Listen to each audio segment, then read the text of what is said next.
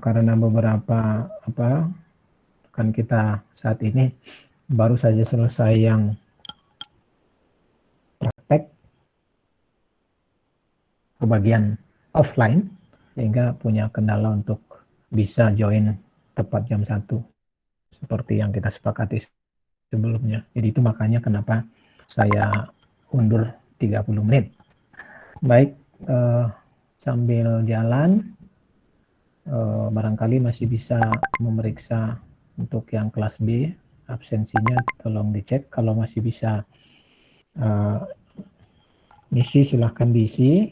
Kalau yang tidak bisa silakan request ke saya agar saya tandai sebagai hadir. Baik, topik kita. Silakan, kenapa? Pak, permisi Pak, saya tadi lupa absen juga Pak. Udah nggak bisa gitu? Itu Ya, yang saya maksud. yang kelas B Pak, kan tadi pagi. Ya, masih bisa Ujian nggak atau sudah tutup? sudah ditutup sih Pak. Oke. Kan tadi mulainya 9.50. Ya, jadi ditulis di chat saja kelas B yang perlu saya isikan biar nanti bisa saya isi. Ya, silakan ya. Oke, baik Pak. Ya, terima kasih Pak. Tulis di chat. Enggak. Baik, kita ke topik kita hari ini, yaitu tentang sistem berpikir yang diperkenalkan oleh Kahneman. Ini sebagai suatu inspirasi, ya. Jadi ada banyak proses atau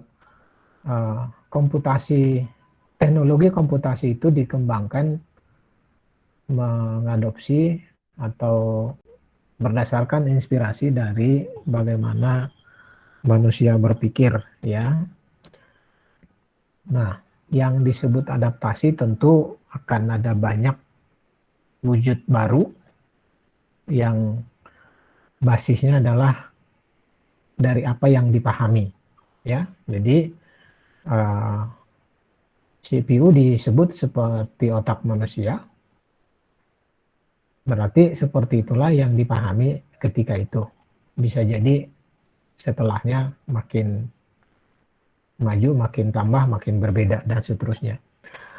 Nah, Kahneman memperkenalkan cara berpikir itu agar bisa mengambil beberapa manfaat, ya. Jadi untuk itu kita perlu memahami bagaimana teori ini diperkenalkan atau apa isi dari teorinya, agar bisa menginspirasi bagaimana komputer dikembangkan, terutama program yang sudah semakin maju, dan untuk itu perlu kita tinjau beberapa hal yang menarik di sini, ya. Yang pertama, poin yang harus diperhatikan adalah bahwa bagaimana menerjemahkan bagaimana manusia berpikir itu adalah sesuatu yang rumit dan kompleks, ya. Jadi complicated and complex. Nah, untuk itu ada berapa yang bisa diambil, ada berapa yang tidak bisa diambil. Penyebabnya apa? Kompleksitas itu sebagian besar dipengaruhi oleh adanya atau karena manusia memiliki yang disebut dengan emosi, ya, ada perasaan di sana, ada rasa yang terlibat, juga insting, kebiasaan, dan juga apa yang disebut dengan bawah sadar atau subconscious, ya. Jadi manusia memiliki persepsinya sendiri terhadap lingkungan di mana dia berada. Oke, secara nama-nama disebut dengan emosi, ya, insting, habit, subconscious. Itu semua akan mempengaruhi keputusan atau justifikasi yang diambil oleh manusia, ya.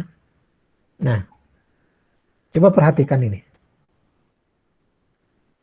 ekspresi apakah ini? Ya, nggak perlu dijawab, tapi coba bayangkan itu ekspresi apa.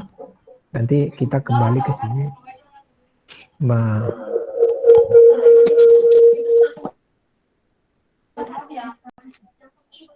Coba Nurul di dulu. Oke. Lalu 14 kali 45 berapa? Ya. Tadi kita melihat wajah, kita bisa menyimpulkan. Sekarang kita menghadapi suatu kalkulasi. Kita bisa jawab, ada yang bisa jawab cepat, ada yang bisa lambat, ada yang harus melakukan alat untuk itu. Nah, dari dua ini sudah menunjukkan adanya proses berpikir yang berbeda. Yang pertama, barangkali kita lebih bisa spontan menjawabnya tanpa harus mengakses ingatan-ingatan yang lain, ya. Tetapi ada juga mungkin yang kurang spontan karena kurang familiar dengan foto ini. Demikian juga dengan perkalian berikut ini. Ada mungkin yang dengan mudah bisa menjawabnya, tapi ada juga yang langsung bisa membayangkan jawabannya berapa, jadi sekitarnya berapa gitu, ya, tapi tidak dengan angka persis, ya, kurang lebih. Ya, 14 kali 45 adalah 630. Tetapi secara umum ada kemungkinan besar orang akan menjawab 600-an, ya. Dan ada juga yang bisa menjawab ini pasti lebih dari 500. Jadi hanya dengan melihat 1445 10. Jadi 14-nya itu dibayangkan sebagai 10, 45 dibayangkan sebagai 50. Jadi 500. Jadi dengan membayangkan seperti itu nanti yang akan kita sebut sebagai konteks, dan jawaban yang kurang lebih itu adalah sesuatu yang sulit diajarkan ke komputer atau sulit dibuat programnya. Oke. Lalu sekarang kita masuk ke apa yang disebut oleh Kahneman tadi, ya. Jadi dengan dua ilustrasi keputusan yang kita ambil dari apa yang kita lihat, satu yang murni berdasarkan visual yang kita lihat, yang kedua melibatkan visual, tapi juga di sisi lain visual itu adalah representasi dari sesuatu. Dalam hal ini sebagai angka, kita sudah punya pengetahuan sebelumnya bahwa yang sesuatu yang katakanlah berdiri lurus sebagai angka 1, kemudian yang lain ya bahwa itu adalah 4 dan seterusnya. Jadi di sana ada proses menerjemahkan yang sudah kita tidak perlu lakukan secara sadar. Jadi langsung aja tahu bahwa itu adalah 14 misalkan. Nah, hal seperti itu kemudian di sini diperkenalkan oleh Kahneman sebagai dua pendekatan dalam menyimpulkan sesuatu atau berargumen sesuatu dalam kepala kita. Yang pertama yang disebut dengan sistem 1, yang kedua disebut sistem 2 gitu ya. Yang pertama diberi nama sebagai berpikir intuitif, yang kedua disebut dengan berpikir secara terkendali dan berdasarkan aturan. Jadi ada rules ya. Jadi yang pertama kita tadi bisa jawab spontan, bahwa itu adalah ekspresi yang berkaitan dengan kegeraman atau mungkin marah, ya. Kita mungkin tidak bisa memberinya nama yang tepat, atau orang yang berbeda bisa memberi nama yang berbeda, tetapi secara skala setiap orang punya bayangan yang kurang lebih sama bahwa itu adalah suatu ekspresi yang melibatkan emosi. Sementara yang kedua, yang berupa perkalian angka 14 kali 45 tadi, kita di sana mengikuti aturan atau rule centric. Ini yang dimaksud di sana adalah bahwa kita sepakat perkalian disimbolkan seperti itu, angka disimbolkan seperti itu, dan seterusnya dan sebagainya, ya. Jadi control and rule centric thinking. Nah, dari sini kelihatan bahwa 1 dan 2 sudah memperlihatkan secara, katakanlah, waktu komputasi, ya. Waktu komputasinya lebih cepat yang pertama, lebih lambat yang kedua, gitu ya. Jadi kita coba lihat detailnya. Jadi yang satu itu bersifat spontan, tapi ada kekurangannya, ya. Dan dia bisa jadi bersifat bias atau subjektif. Ciri-cirinya adalah, ya, bisa terjadi secara spontan di kepala kita tanpa kita sadari, ya, dan mengakses secara langsung apa yang kita ingat atau ada yang berada di benak kita, lalu menyimpulkan tanpa sempat kita sadar, ya. Itu yang disebut dengan intuitif dan spontan. Dan juga berciri bahwa hal tersebut telah kita miliki sejak kita lahir, ya. Jadi yang disebut dengan insting itu terbawa secara genetik disebutnya, jadi bawaan lahir, ya. Tetapi sejalan atau seiring waktu kita beradaptasi dengan lingkungan, dan adaptasi itu juga mempengaruhi bagaimana kita berpikir, dan apa yang kita lakukan secara berulang bisa juga menjadi seolah-olah berpikir otomatis, ya. Jadi yang disebut habit tadi, ya, salah satu ciri manusia tadi kan ada punya habit atau punya kebiasaan, itu bisa jadi berasal dari apa yang dilakukan secara berulang, ya, yang kemudian disebut sebagai habit.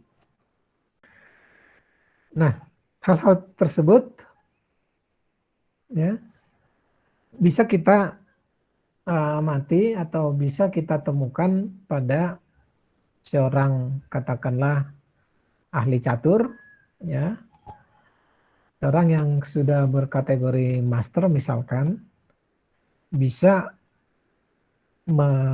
menyimpulkan langkah-langkah dari setiap anak caturnya, dan bahkan bisa mengantisipasi langkah dari lawan mainnya. Nah, hal itu bisa terjadi karena dia punya pengalaman dan juga sekaligus punya kalkulasi, ya. Jadi dalam hal apa yang dilihat sebelumnya, ya, misalkan pembukaannya seperti apa, dia punya pengetahuan kalau pembukaan seperti ini, maka berikutnya adalah seperti ini, dan seterusnya, ya.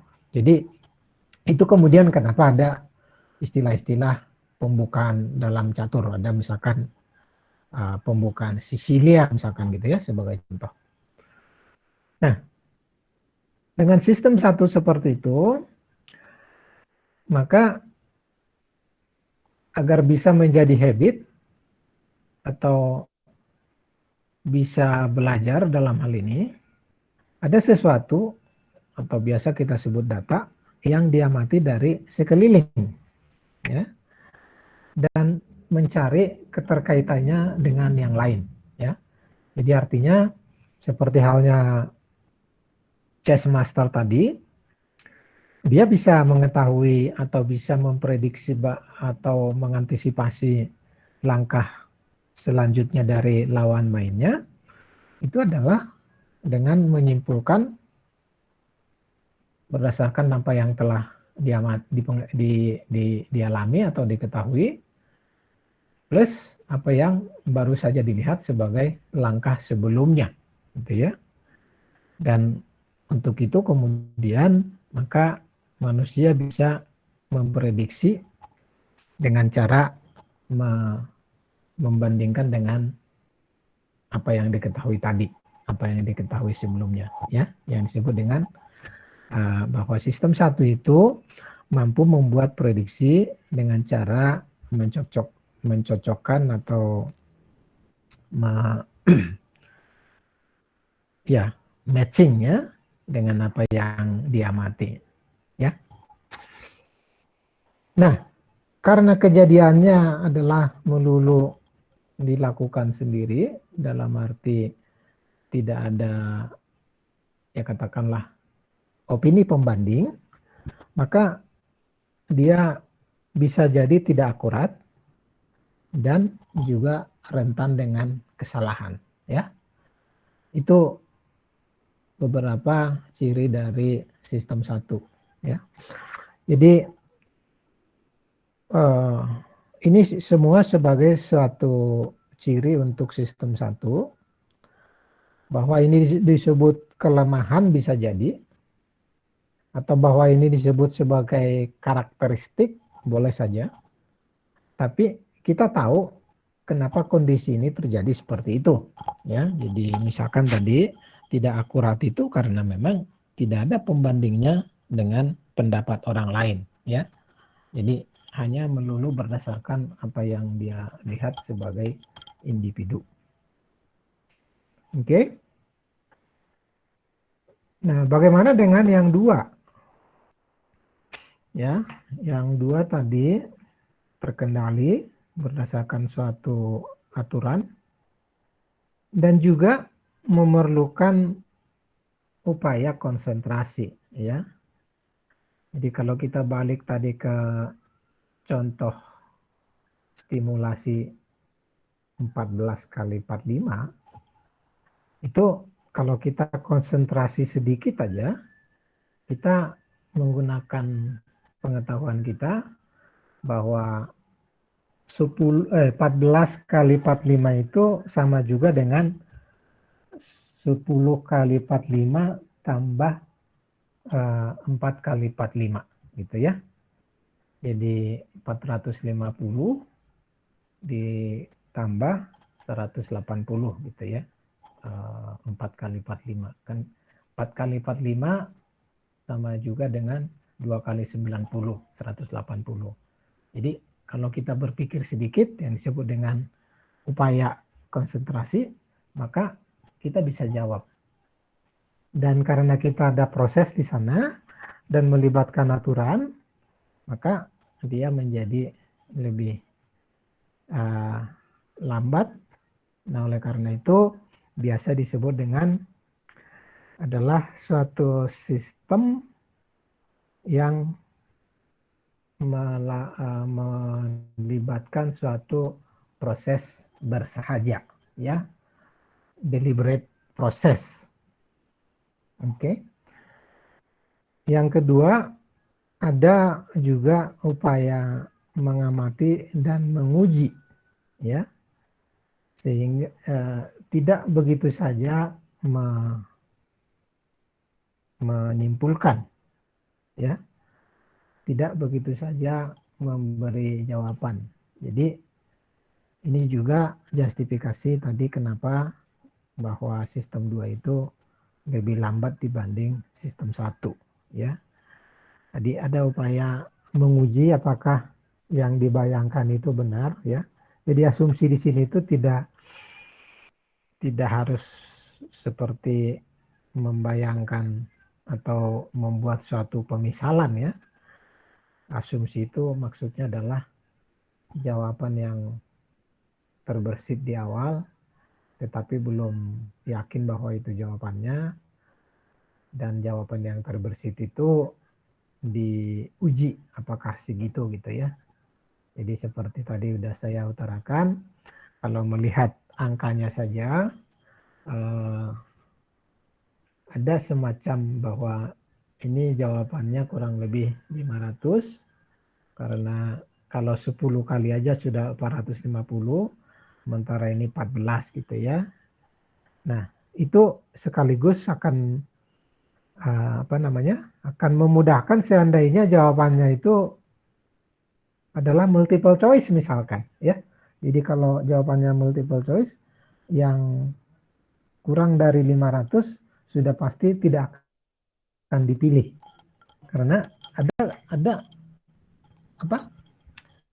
ada observasi yang mengatakan bahwa dia pasti lebih dari segitu, dan asumsi itu nggak tahu persis, tapi secara skala tahu. Ya.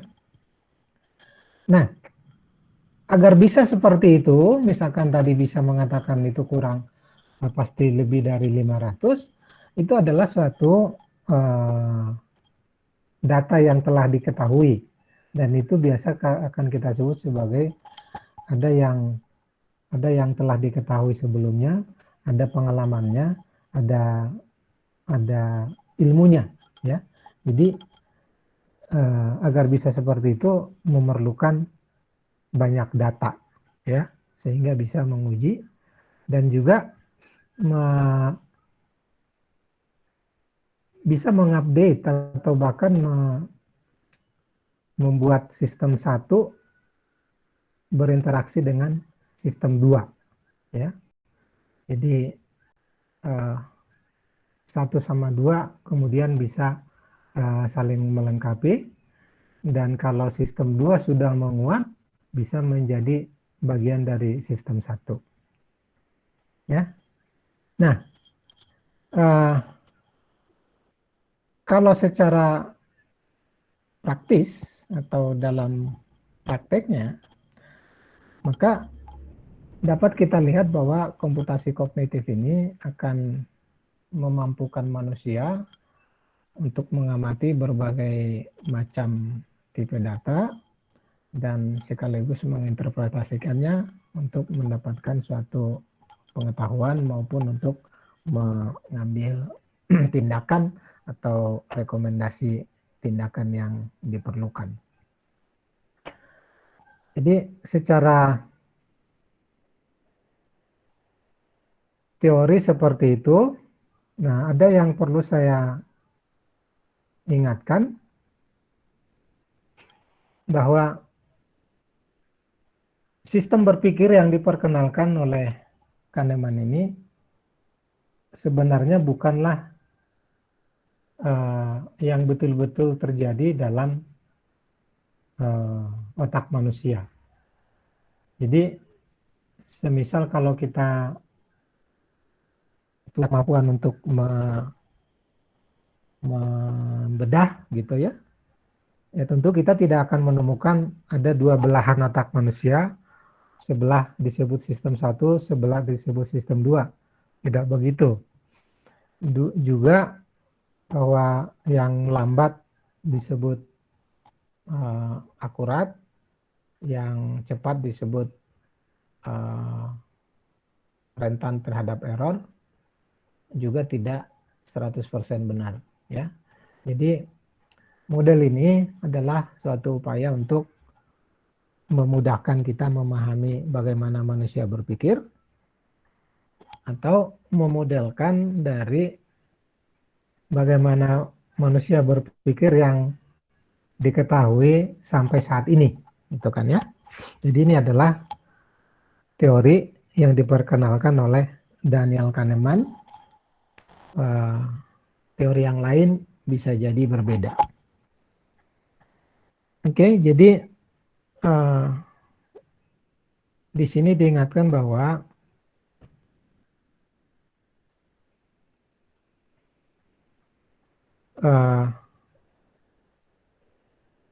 mungkin saja ide ini kelihatan baik, ya.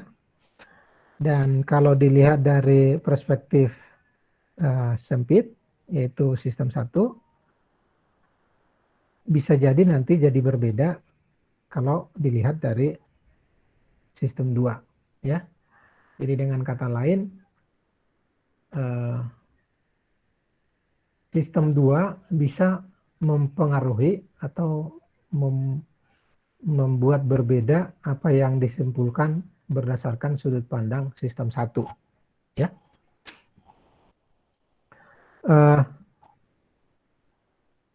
Ini sistem 2 ini bisa dalam arti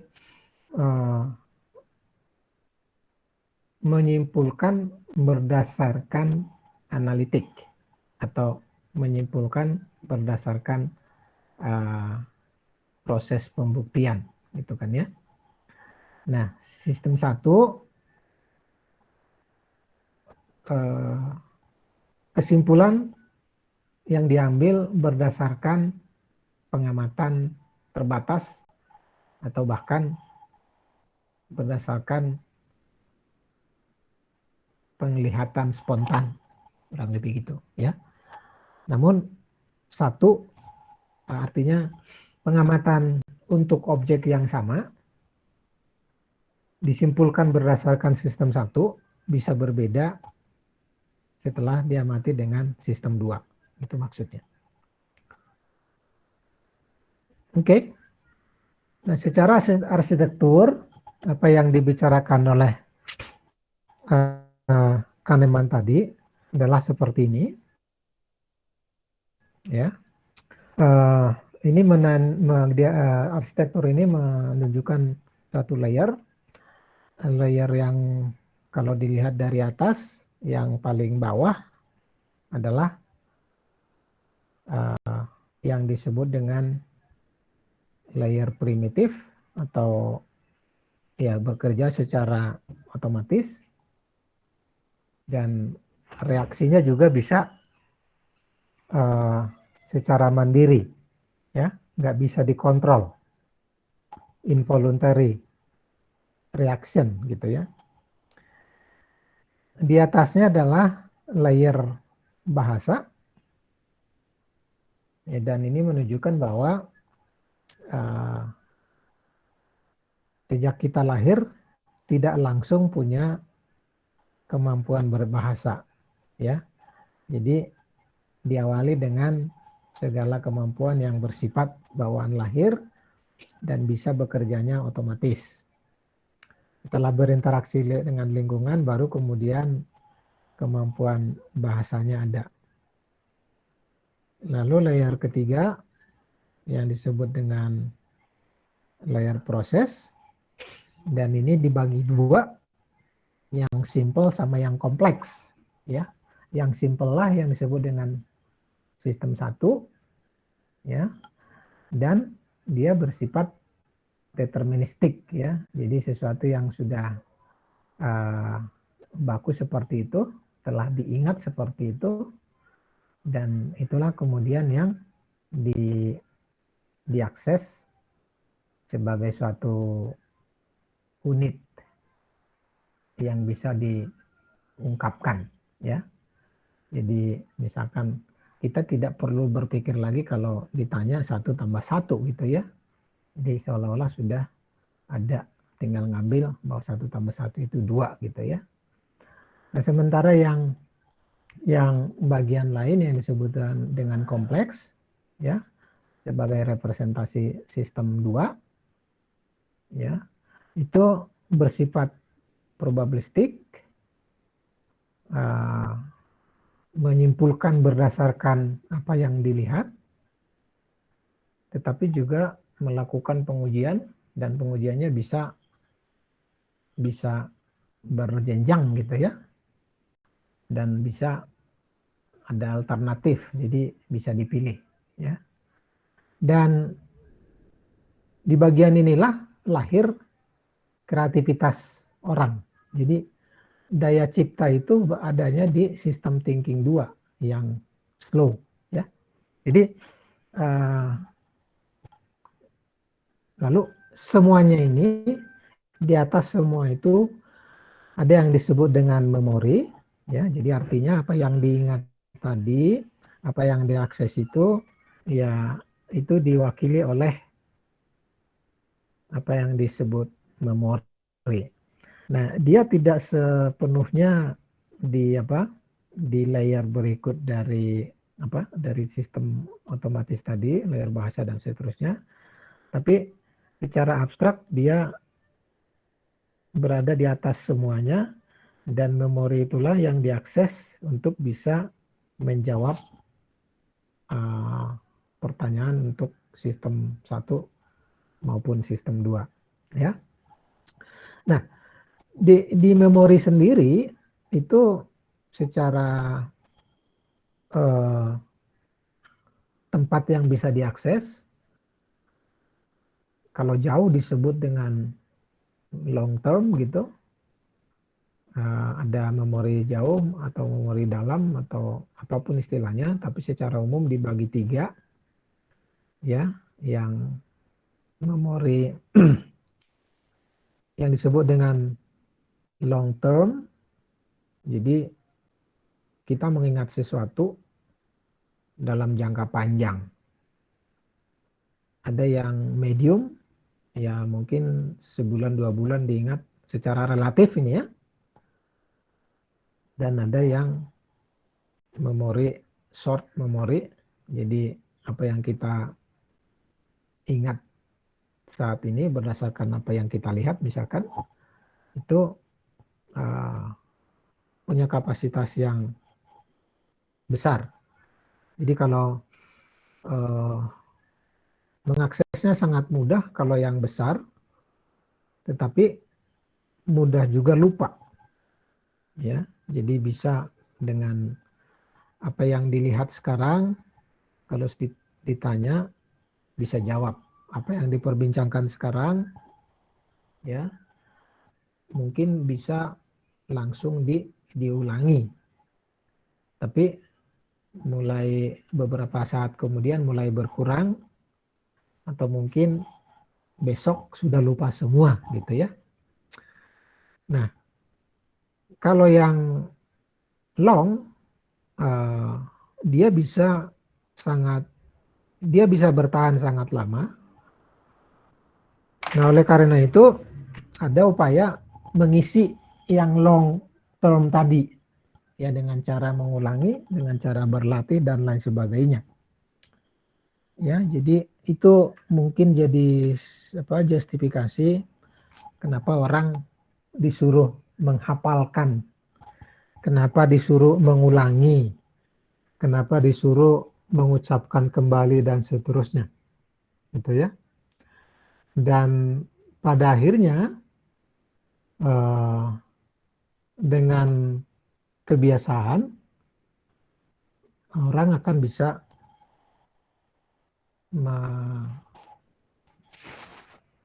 belajar sesuatu, gitu, ya, dan bisa menjadi seperti insting, bisa keluar dengan spontan. Oke, lalu kita coba lihat secara apa istilahnya. Jadi kita lihat di sini ada panah keluar masuk, gitu, ya.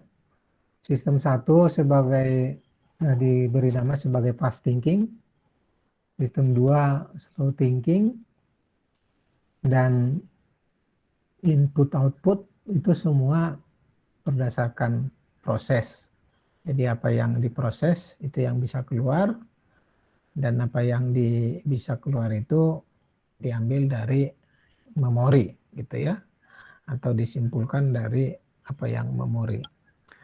Nah, tetapi yang di memori ini bukan bukan representasi langsung dari apa yang diingat, ya. Jadi misalkan kalau kita bicara tadi tentang 14 kali bukan 650-nya, berapa tadi? 630-nya yang disimpan, tetapi ide atau teknik kalkulasi itu yang disimpan, yang diingat, sehingga bisa menjawab pertanyaan 14 kali 45. Demikian juga dengan bukan gambar sihuknya yang disimpan, yang diingat.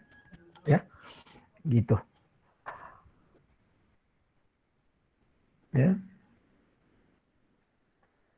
Jadi kalau kita membuat semacam summary-nya, jadi berpikir sistem 1 adalah cara merespon kejadian secara otomatis, ya, tanpa upaya, berdasarkan pengalaman, ya, dan juga disebut intuitif dan bersifat bias. Oke. Nah, disebut bersifat bias karena kesimpulan yang ditarik ataupun reaksi terhadap suatu kejadian, ya, adalah berdasarkan apa yang dipahami secara subjektif ketika kejadian tersebut ada. Ya. Sementara 2, ya, yang adalah bagaimana manusia tiba pada sistem berpikir 1.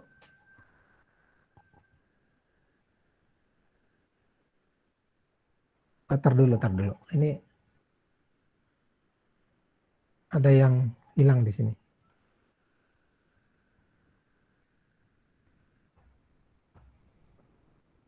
Oke, jadi yang merah ini adalah bagian dari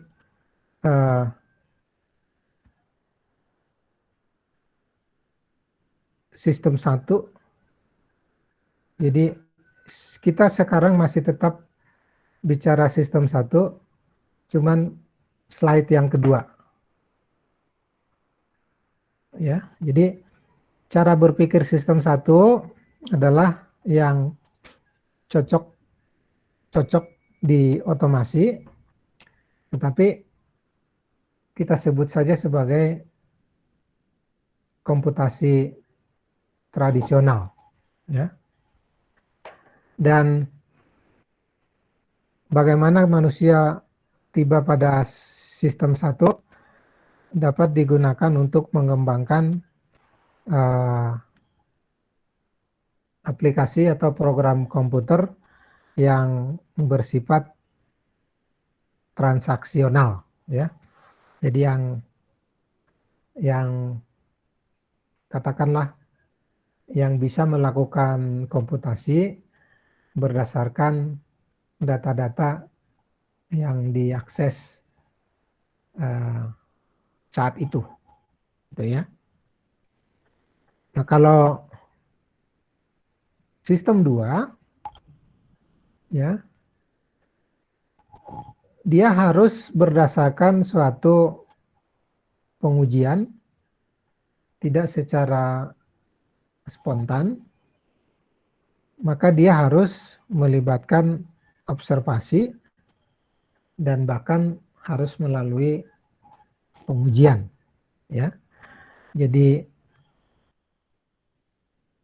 pengalaman pertama harus dibuat hipotesa, ya. Hipotesa seperti kita di awal sudah membahas adalah kesimpulan yang bersifat sementara. Nah, berarti di sini hipotesanya harus diuji atau asumsi yang dibuat harus diuji, ya.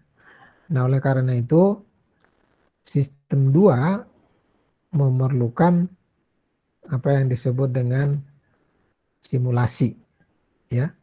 Jadi simulasi itu melakukan proses untuk menguji apa yang diasumsikan berdasarkan pengamatan pertama, gitu kan, ya.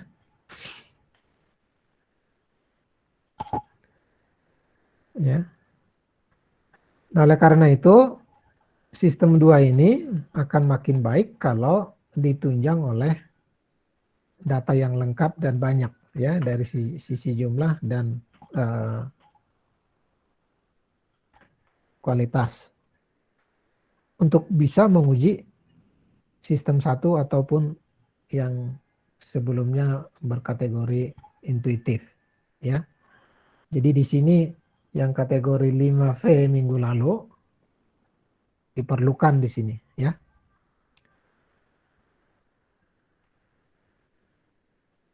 Ya, kesimpulan yang terakhir ini atau summary yang terakhir ini yang kita sudah bicarakan tadi, yaitu bahwa apa yang disimpulkan berdasarkan sistem 1 bisa jadi akan berbeda kalau diamati atau kalau dipikirkan menggunakan sistem 2.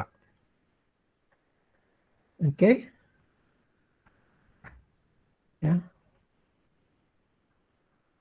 Kalau kita melihat contoh dari textbook, di textbook ada menyebutkan bahwa sebuah pengamatan terhadap uji coba obat, ya, di mana bahwa data awal dari suatu obat bisa membasmi sel kanker, maka kalau dari sistem 1 itu akan bisa disimpulkan sudah bisa segera diterapkan, diimplementasikan. Ya. Jadi sudah terbukti bisa membunuh sel kanker, maka obat tersebut menurut sistem 1 akan bisa dipergunakan.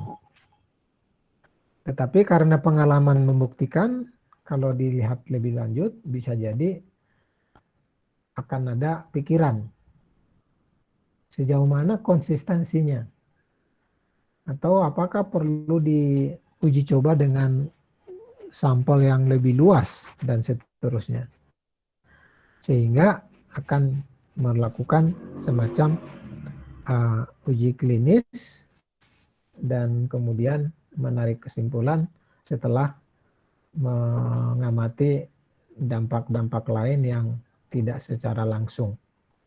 Jadi dalam hal ini,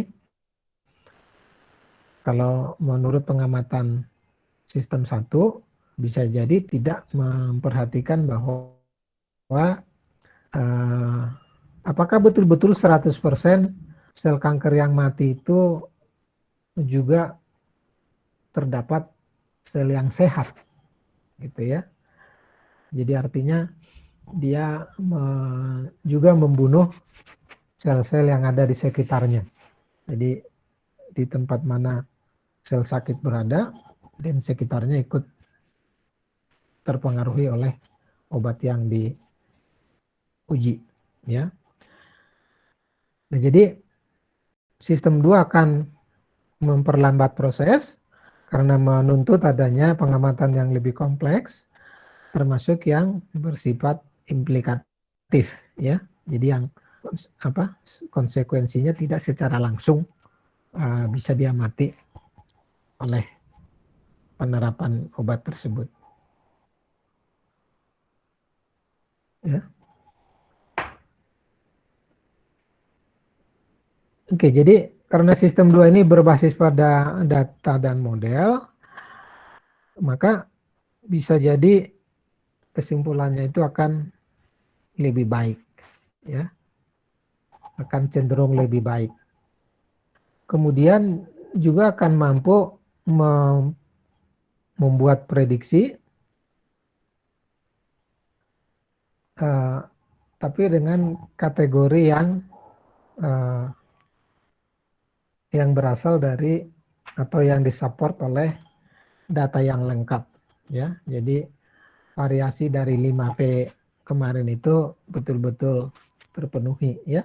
Jadi dari sisi jumlah memadai, representasi, ya, dari skalanya, jumlahnya, dan keterwakilannya, dan faktor kebersihan datanya terpenuhi, ya, tidak banyak noise yang ikut diolah, ya. Nah, jadi untuk itu maka perlu memikirkan bagaimana menggabungkan berpikir intuitif dan dalam model komputasi ini agar bisa mendapatkan hasil yang lebih mendekati bagaimana manusia berpikir. Secara lebih populer barangkali, otak manusia juga bisa direpresentasikan seperti ini. Jadi yang sebelah kiri saya yang disebut dengan quick, sebelah kanan slow. Jadi kita bisa lihat beberapa karakteristik di sini. Jadi kalau yang berpikir cepat itu bisa bisa juga disebut quick, otomatik, dan juga intuitif, ya, dan emosional, ya, emosional. Jadi kalau yang pertama tadi kita lihat sebagai ekspresi, itu kategori bahwa kita bisa mampu mendeteksi secara emosi, ya. Termasuk misalkan kalau yang melibatkan indera pendengaran, ya. Jadi bisa mendeteksi hostility dalam suara, ya. Jadi bagaimana suara kita itu bisa dideteksi emosinya seperti apa, ya. Dan tadi bersifat spontan. Kalau yang slow, ya bersifat deduktif, ya. Jadi deduktif itu berarti mengkalkulasi berbagai hal lalu kemudian disimpulkan. Dan ya struktur, ya, terstruktur. Nah, ini sebagai sesuatu yang harus dimanipulasi sedemikian dan jumlahnya banyak, mau nggak mau strukturnya harus pasti gitu, ya, harus lebih terstruktur sehingga bisa mencapai tadi mendeduksi suatu pengetahuan dari fakta-fakta yang diketahui. Ya, contoh misalkan di sini bagaimana kita mengalihkan beberapa angka, ya, persis seperti tadi contoh. Kalau perkalian satu digit dengan satu digit bisa dijawab dengan spontan secara umum, tapi kalau lebih dari satu digit akan mulai melambat, gitu, ya. Oke, jadi ini lebih seperti summary bagaimana kita membuatnya secara diagram.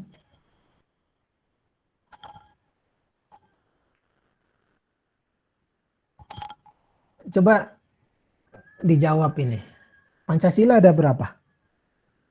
5. Oke. Coba dipikir lagi. Ada 1, Pak. Nah, jadi itulah contoh konkret bagaimana membedakan sistem 1, sistem 2, ya. Jadi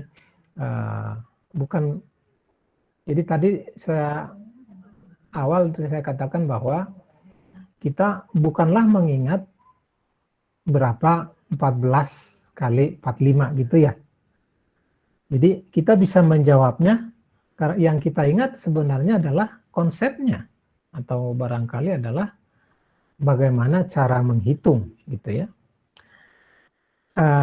Yang lain yang kita ingat adalah aturannya. Jadi simbolnya. Demikian juga dengan makna atau menerjemahkannya, gitu, ya. Nah, Pancasila ada berapa juga barangkali begitu, ya.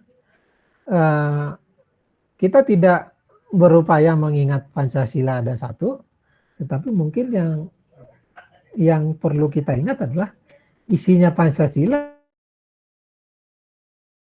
apa saja, gitu, ya. Dan memang ada 5. Jadi ketika kita mengingat bukan mau mengatakan Pancasila ada 5, tetapi kita mengingat bahwa isi Pancasila ada 5 gitu. Nah, sehingga ketika kita menjawab spontan, yang keluar adalah yang ada di benak itu, yang kita tidak sadar bahwa yang kita ingat adalah isinya, karena yang penting adalah isinya gitu. Nah, sehingga terjadilah yang tadi kalau ditanya spontan Pancasila ada berapa, kita jawab 5, tetapi kemudian kita berpikir lambat, benarkah kita uji dan seterusnya, lalu kita jawab 1 ya. Jadi itu adalah contoh konkretnya, dan juga sekaligus menunjukkan bahwa bukan benar salah yang diperbincangkan oleh sistem 1 dan sistem 2, tetapi bagaimana proses atau bagaimana kita memahami kenapa kita bisa menjawabnya 1 atau kenapa kita bisa menjawabnya 5. Oke.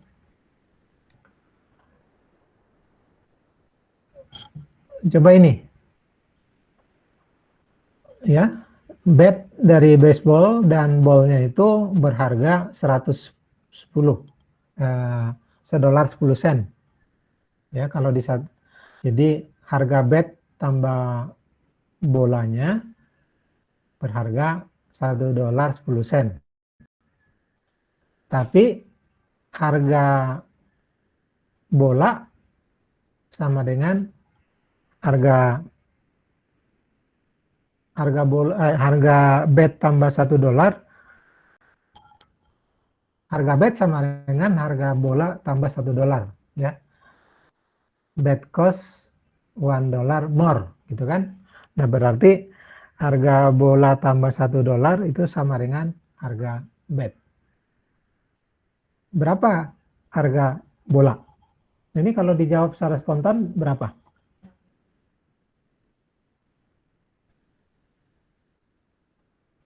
Mungkin jawabnya 10 sen, Pak.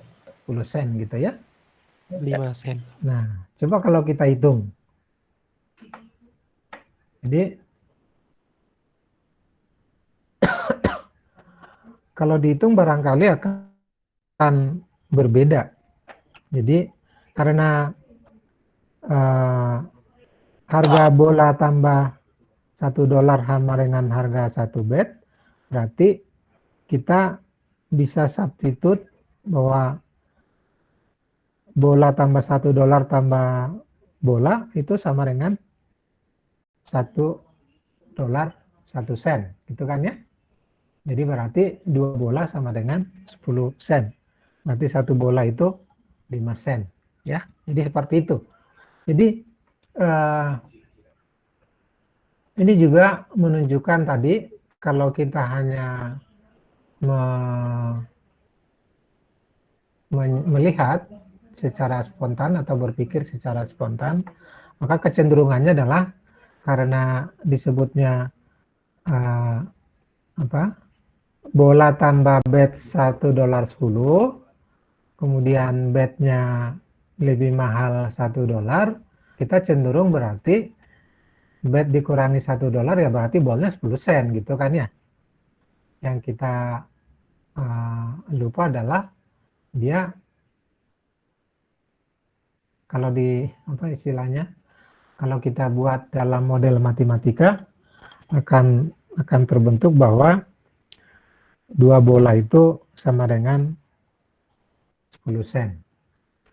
Atau 2 bola tambah $1 sama dengan $1.10 gitu ya. Sehingga 1 bola adalah 5 sen sebenarnya. Oke. Jadi ini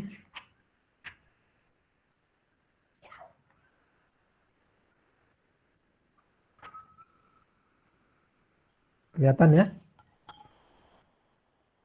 Jadi menurut pernyataan pertama, bet tambah bola itu 1,1.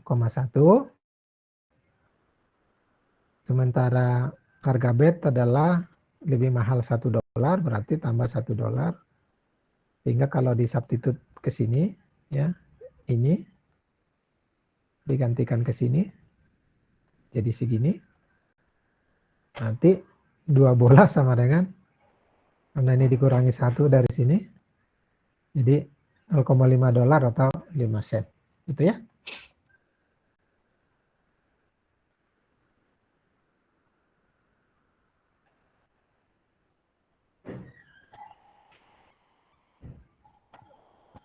Bagaimana dengan ini?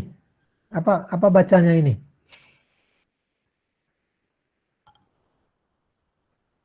ABC, Pak. Oke, ABC. Boleh. Kalau ini 12, 13, 14 gitu kali ya. Oke. Kalau ini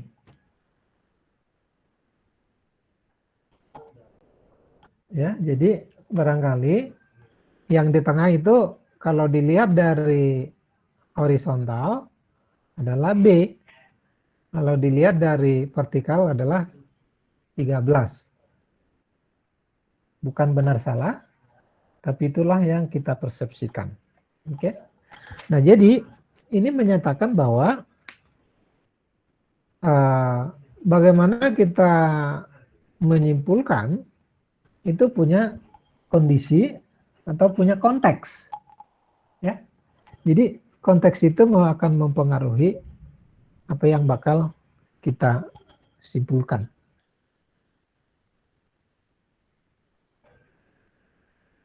Oke.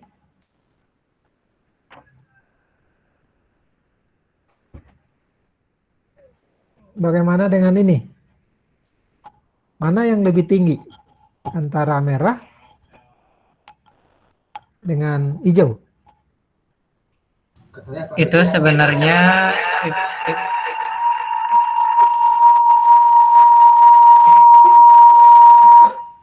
itu sebenarnya sejajar Pak, cuman penempatannya yang berbeda. Oke. Ya, jadi inilah contoh bagaimana representasi berperan, ya. Nah, kita mungkin akan bilang sama kalau bicaranya fisik apa yang kita lihat, gitu kan ya. Tetapi kalau kita bicara representasi dalam arti bagaimanakah kita menyatakan ya misalkan rel kereta api dengan perspektif ya atau sudut pandang ya. Jadi kalau kita mengamati, kita berdiri misalkan di di merah, lalu kita lihat ke ujung rel kereta api, maka kita akan melihat sampai horizon yang bisa kita lihat menjadi satu titik, gitu ya. Nah, kalau satu titik berarti sebelah kiri kita dengan sebelah kanan kita akan ketemu kalau ditarik garis. Nah, itulah yang dinyatakan oleh tempat duduk dari tiang ini. Dan dengan demikian maka seharusnya yang hijau akan logis sebagai sesuatu yang lebih tinggi, gitu kan ya.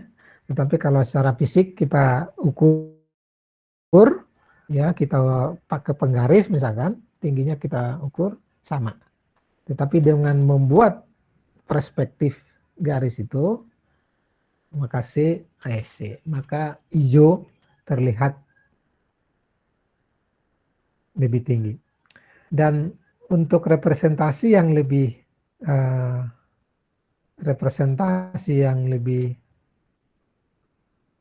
mendukung bahwa hijau lebih tinggi adalah seperti ini. Ya. Jadi bisa kelihatan bahwa di merah itu betul-betul lebih pendek dibanding dengan hijau, ya. Oke. Nah, ini bagaimana kita bisa menyimpulkan ini? Ya tentu dari observasi dan juga ke dalam kenyataannya kita bisa melihat bukti-bukti seperti ini. Misalkan kalau ya di buku-buku mungkin pernah baca untuk membuktikan bahwa eh, suatu benda di tempat jauh bisa kelihatan kecil, tetapi setelah mendekat ternyata bisa besar. Itu diumpamakan dengan melihat kedatangan sebuah kapal. Kalau kita amati di pantai, di laut gitu, diawali dengan kita lihat asapnya gitu, menurut buku tapi ya. Lalu kemudian makin lama makin dekat, maka kita akan bisa melihat satu kapal yang utuh dan besar, gitu kan ya. Demikian juga dengan yang dinyatakan oleh gambar ini, ya. Di sesuatu yang jauh akan kelihatan lebih kecil. Oleh karena itu, kalau dia kelihatan ternyata lebih besar, maka aslinya dunia nyatanya harusnya dia lebih besar, ya. Oke. Nah, apa yang dicoba diungkapkan di sini menurut sistem 1, sistem 2, ya. Jadi kalau kita menyatakan sistem 1 atau kalau kita menyimpulkan berdasarkan sistem 1, maka mengamati seperti ini kita bilangnya sama. Ya, karena kita cenderung akan melihat secara fisik, ya. Tetapi kalau kemudian kita menerapkan aturan rule centric tadi ya, kalau berpikir lambat, maka kalau ada dua garis seperti yang dinyatakan oleh gambar ini, maka ini adalah sebagai aturan yang disepakati representasi dari rel, ya, di mana rel itu adalah paralel dan dari ujung ke ujung selalu dipisahkan secara konsisten, ya. Nah, oleh karena itu maka hijau lebih tinggi. Oke. Itu overall lecture-nya. Minggu depan kita akan melanjutkan dengan elemen dari cognitive system. Dan sekarang sudah bisa memulai menuliskan mini papernya biar sempat membuat versi 1, 2 dan seterusnya dan mengupload versi yang paling baik ke saya. Baik, silahkan barangkali ada pertanyaan, mangga.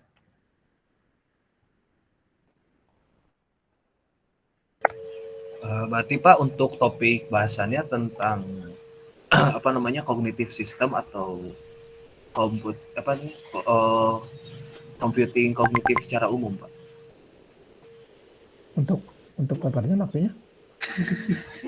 Gana anjing pernah mesti Bawah. sibuk.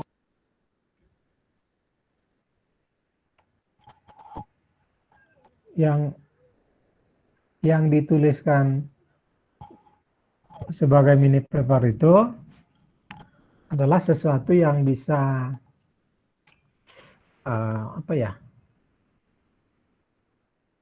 jadi setiap orang bisa jadi berbeda yang dituliskan, tapi tulislah sesuatu yang bisa kamu share sebagai hasil ikut di topik 1.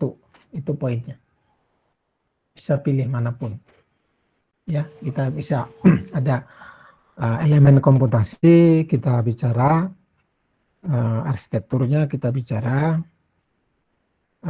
background atau kenapa penting komputasi kognitif juga bisa, ya. Jadi bisa, ya itu tadi, kita 2 kelas, setiap orang bisa menuliskan yang berbeda dari apa yang kita bahas dalam topik 1. Itu poinnya. Oke, baik Pak. Terima kasih Pak. Oke. Ada yang lain? Ya, enggak, Robi?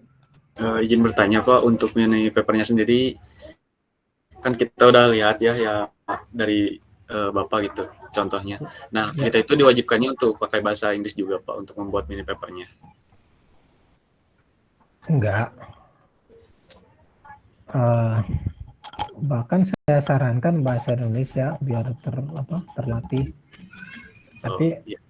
ya sebagai apa ya istilahnya. Kalau kita sudah level universitas itu sudah harus default mampu berbahasa Inggris dengan baik gitu ya, mampu membaca, mampu menulis itu. Makanya saya bilang kalau ada yang mau ya silakan, tapi saya tidak mengharuskan. Tapi kalau ada yang mau saya tidak keberatan. Gitu. Ya, baik Pak. Terima kasih Pak informasinya. Oke. Ada yang lain? Silakan.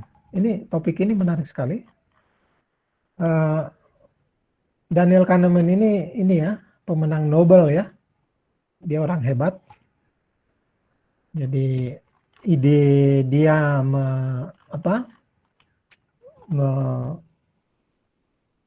memodelkan cara berpikir manusia dapat atau memudahkan kita memahami hal-hal sederhana lebih utuh. Semisal tadi, kenapa sih kok bisa jawab Pancasila ada 5? Padahal Pancasila mah 1 gitu ya. Demikian juga tadi, kenapa kita bisa mengetahui bahwa warna hijau itu lebih tinggi dari warna merah. Itu padahal kalau diukur tingginya sama gitu. Dan seterusnya. Ya. Dan yang paling penting lagi adalah jadi saya biasanya ada pertanyaan di ETS berkenaan dengan ini. Jadi kalau ditanya manakah di antara dua sistem berpikir ini yang bisa diadaptasi ke dunia teknologi informatika gitu ya. Ya tentu jawabannya dua-duanya bisa. Gitu kan ya. Tetapi kalau saya kadang-kadang buka pertanyaannya, kalau seandainya 1 kenapa? Gitu. Tapi ada juga yang saya bilang, mana yang menurut Anda lebih cocok? Ya manapun dipilih benar, tapi argumennya yang menentukan gitu ya. Jadi artinya dua-duanya bisa benar dan sekaligus dua-duanya bisa salah. Ya. Jadi argumen kita yang mendukungnya, yang menyimpulkan apakah kita dapat mengadaptasi apa yang terjadi dalam otak manusia gitu ya. Jadi kita harus menyadari itu secara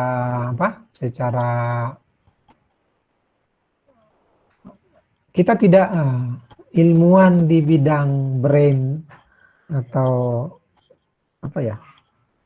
ilmu otak manusia itu tidak sepakat 100%. Ada beberapa aliran, ada beberapa pendapat ya. Jadi masing-masing punya argumennya gitu. Ada yang juga penting disadari.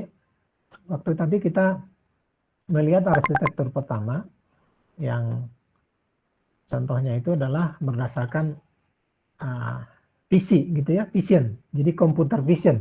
Jadi apa yang dilihat.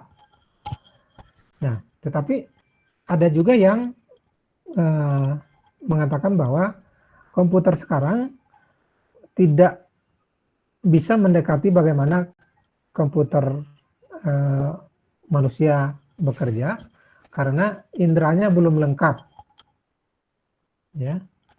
Kita kan punya 5 indera paling tidak yang sudah baku gitu ya. Walaupun sekarang sudah ada yang mengatakan sebenarnya sudah ada indera ke-6. Nah, tapi masih dalam kategori kalau tidak bisa dijelaskan dengan 5 disebut dengan indera keenam gitu ya.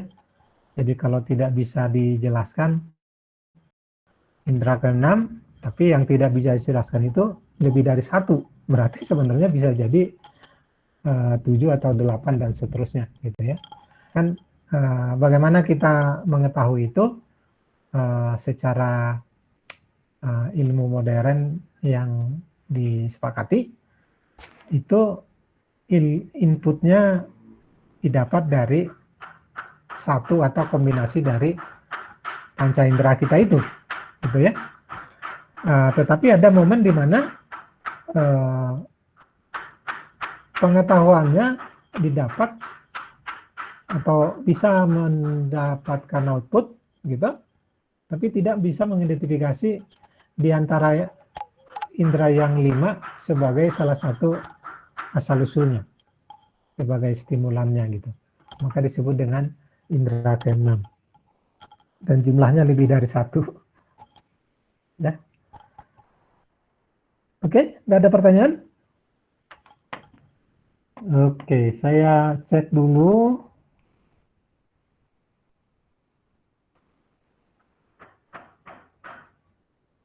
Nah, yang tadi mau itu nggak ada. Yang mau saya isikan sebagai hadir nggak di chat.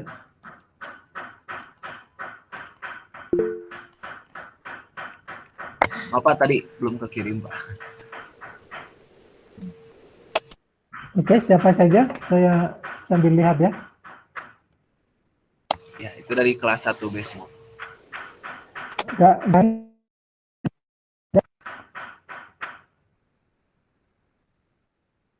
ada. Jeremia emang sakit ya? Jeremia Jundi ada? Oke. Ada, Pak. Farid Akbar?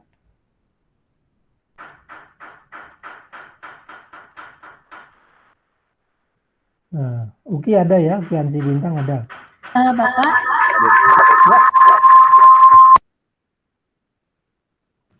Muhammad Farid Akbar sakit, Pak. Oke, Bang Farid Akbar sakit. Kalau Garli?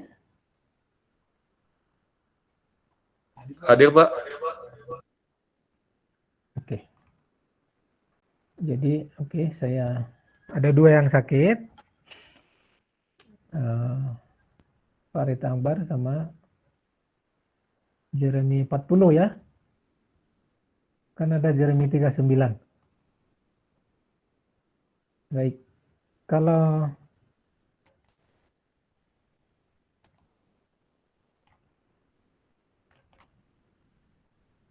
kelas A,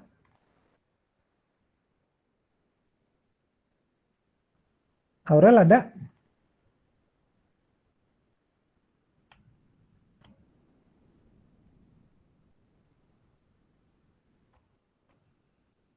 Ilman?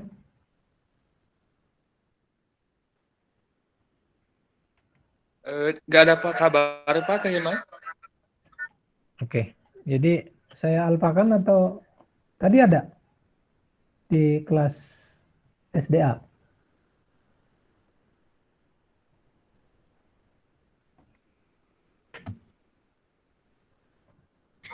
Aurel tadi ada, Pak. Cuman kayaknya nggak tahu terkendala sinyal atau gimana. Tadi keluar masuk gitu. Oh, oke. Ya udah. Apa emang daerah sini lagi hujan besar, Pak? Mungkin terkendala sinyal.